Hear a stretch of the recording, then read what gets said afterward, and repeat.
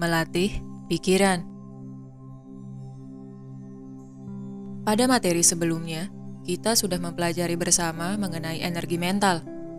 Bagaimana energi ini hanya dapat kita sadari dalam keheningan atau kondisi meditatif.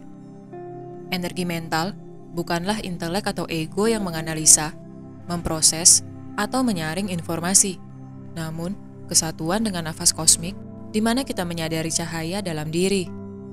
Kemudian, bagaimanakah cara kita agar dapat menyadari kondisi ini?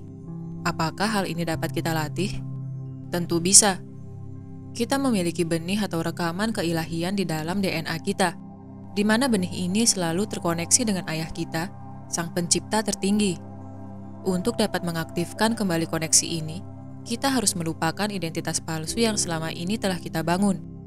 Identitas palsu yang dimaksud antara lain adalah status sosial kita, tingkat pendidikan, profesi, sistem kepercayaan, ikatan keluarga dan pertemanan, dan lain sebagainya.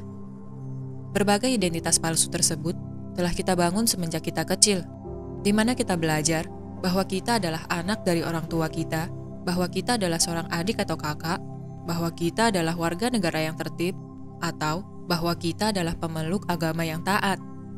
Tanpa berbagai label tersebut, siapakah diri kita?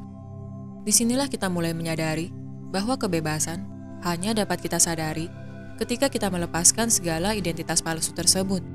Kemudian akan timbul pertanyaan berikutnya, bukankah artinya kita mati ketika kita tidak melekatkan diri kita kepada identitas palsu? Kematian yang kita alami tersebut adalah secara psikologis. Namun, bagaikan burung phoenix yang kembali bangkit dari abunya sendiri, kita pun akhirnya terlahir kembali dengan tingkat kesadaran yang baru. Kita akan menyadari cinta kasih dalam diri, sehingga kita dapat kembali berfungsi di masyarakat atau matriks 3D, membawa kesadaran kita yang lebih tinggi. Hanya ketika identitas palsu kita matilah, kita dapat menyebarkan cinta kasih di masyarakat, bukan ketika kita masih terbelenggu dengan ego.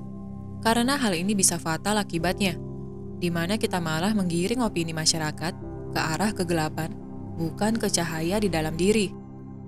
Banyak kasus terjadi di bumi kita, di mana para individu yang tengah menjalani perjalanan ke dalam diri, kemudian beranggapan bahwa kebenaran yang mereka temukan adalah kebenaran mutlak, di mana mereka kemudian menjual spiritualitas dengan harga tinggi untuk melayani ego mereka sendiri. Apakah hal ini salah? Tidak ada yang salah dan benar. Semuanya adalah pelajaran bagi masing-masing individu. Jika hal tersebut adalah jalan yang mereka anggap sebagai sebuah kebenaran, maka izinkanlah mereka. Namun, jika kita menyadari bahwa jalan dari para guru spiritualitas tersebut tidak lagi beresonansi dengan kita, mulailah kembali ke dalam diri. Karena guru di dalam diri telah lama menunggu kehadiran kita. Setelah kita menyadari bahwa kita telah banyak mengeluarkan energi, baik berupa materi maupun tenaga kepada guru spiritual yang memperkaya diri sendiri, bagaimanakah cara kita untuk berguru kepada diri sendiri? Caranya adalah dengan melatih pikiran kita. Melatih pikiran dapat juga dipahami sebagai merangkul ego atau mengasah intelek. Jika selama ini kita mengizinkan ego atau intelek kita mengendalikan diri kita yang sejati, maka kini saatnya bagi kita untuk menundukkannya.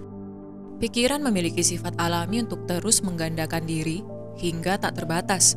Sebagai contoh, ketika kita mencari obat penawar dari rasa kesepian melalui penimbunan barang koleksi, maka ketika kita terus melakukannya secara berulang-ulang, hal ini akan berubah menjadi sebuah kebiasaan, di mana ketika kita tidak menambah kepemilikan kita akan barang hobi, kita akan merasa kosong. Padahal, kekosongan yang kita rasakan tidak bisa kita obati melalui menimbun kekayaan materi. Kekosongan ini hanya dapat kita isi dengan pemahaman serta kebijaksanaan. Maka, penting bagi kita untuk melatih pikiran kita yang tadinya berusaha untuk terus menimbun kekayaan materi, menjadi mengubah kebiasaan tersebut.